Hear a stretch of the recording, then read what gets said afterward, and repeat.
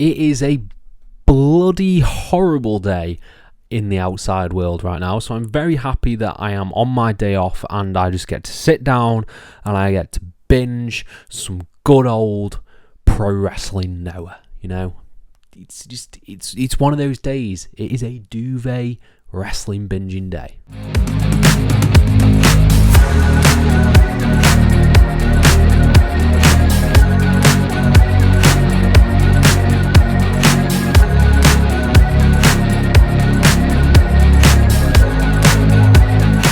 Hello and welcome to FTTR, I am Hugh McQuaid, and today we are talking about Pro Wrestling Noah, in particular the N-1 Victory Tournament that took place over the past month, with the finals being on Sunday.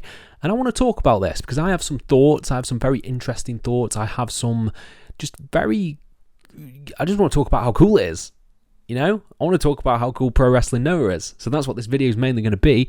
And if you've not heard of Pro Wrestling Noah, or if you're a Noah fan, please hit subscribe. Please stick around and hear me talk and big up Pro Wrestling Noah, because I thought the finals were goddamn spectacular. Now, with all that out of the way, please subscribe. Please like this video. Please comment your thoughts down below, and I'll try and reply to every single one of them as we dive into this. So, personal anecdote, shall we say. Personal anecdote. I have been trying especially hard this year to get into Japanese professional wrestling. I've really wanted to go Royal Quest.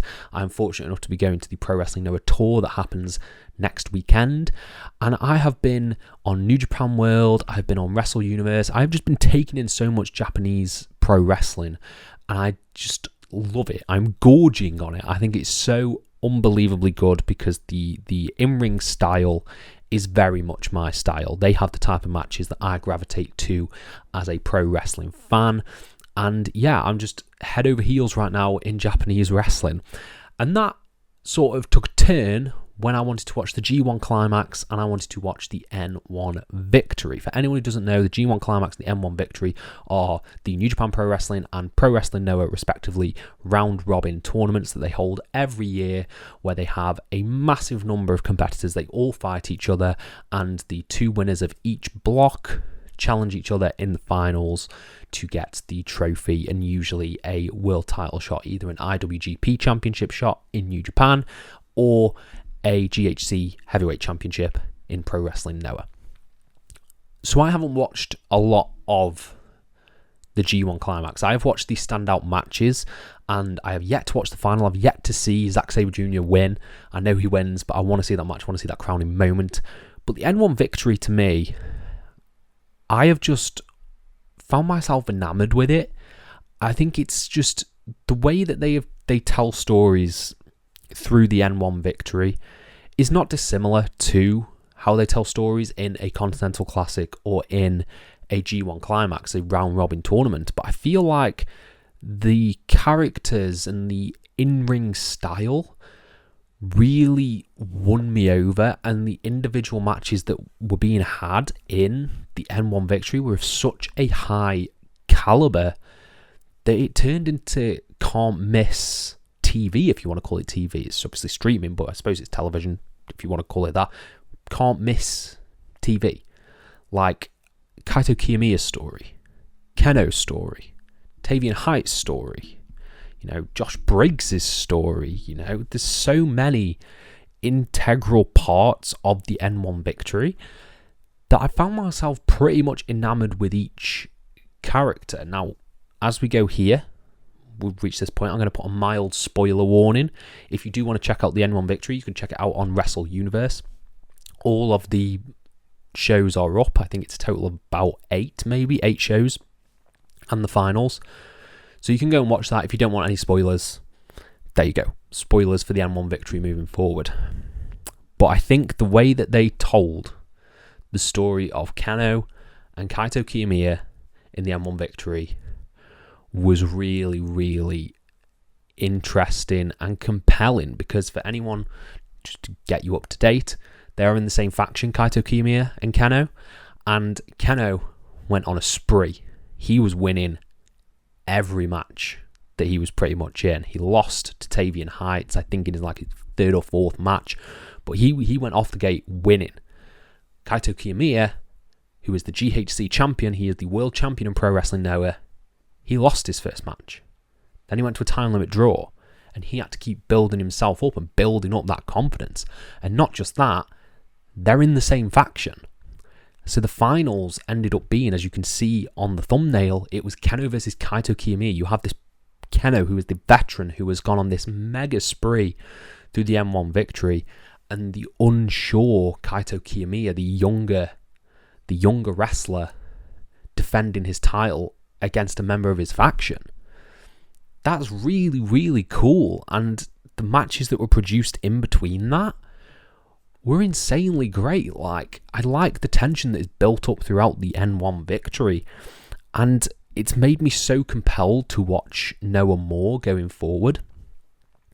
To talk about the finals now, I'm going to mainly talk about the main event, which was Kenoh versus Kaito Kiyomiya for not just the N-1 Victory Cup, the GHC Championship.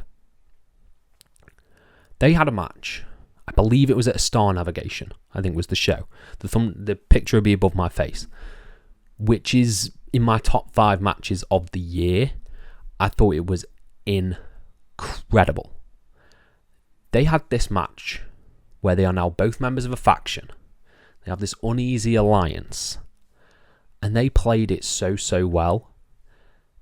And it was just like really compelling stuff. You had Kiyomiya working over the leg of Kenoh. You had Kenoh going after the leg and arm of Kiyomiya. And just the overall story that they told led to a finish that we don't see enough of in pro wrestling. And I think it is a finish that will stick with me for a long time. You're probably going to hear this and maybe like roll your eyes or something, but you think about it. How often do you see this? How often do you see someone just win with an arm drag? Kaito Kiyomiya beat Kenoh with an arm drag. There was no shenanigans. There was no cheating. It was just a pure wrestling move, and Kaito Kiyomiya retains his championship and wins the N-1 victory. I believe he's won the N-1 victory 3 times now. I loved it.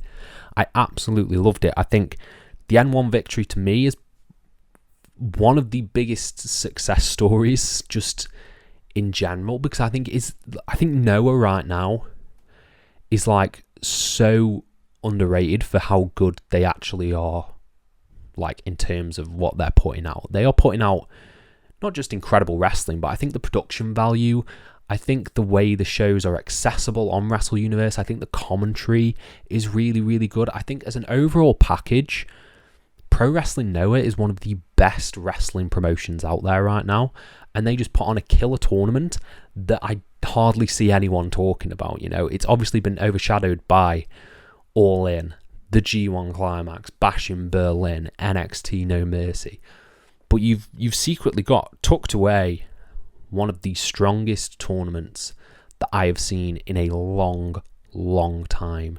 That not only featured stars from WWE, it featured Titus Alexander, who was absolutely incredible. He has a match with Kenoh, which is match of the year contender. If you loved Konosuke Takeshita versus ELP, you will love Titus Alexander versus Kenoh from the N-1 victory.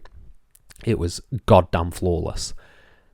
I just think they are putting out the best, like one of the best products at the moment, and I'm always excited to tune into Wrestle Universe and see what else they've got up, because it's really hitting that spot. It's hitting that spot of great pro wrestling, great storytelling, and yeah, I really can't wait to see what happens next with Noah.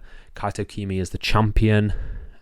It's going to be really exciting to see where they go from here. I'm so excited for the tour, and this was just what I want to say. I wanted to talk about the N-1 victory, how great of a success it was, because it was fucking awesome, guys, and I really hope you check it out. You can check it out on Wrestle Universe. You can buy tickets to the Pro Wrestling Noah tour. I'd highly recommend that, because it's very rare that we get to see sort of a big Japanese promotion come over. We get Royal Quest once a year, we get All In and Forbidden Door, well, now Forbidden Door, but Pro Wrestling Noah doing a tour is really exciting. A lot of stars coming across, and they've announced some bangers. Masa Kitamiya versus Luke Jacobs if you're in London. I think that's the main event of London.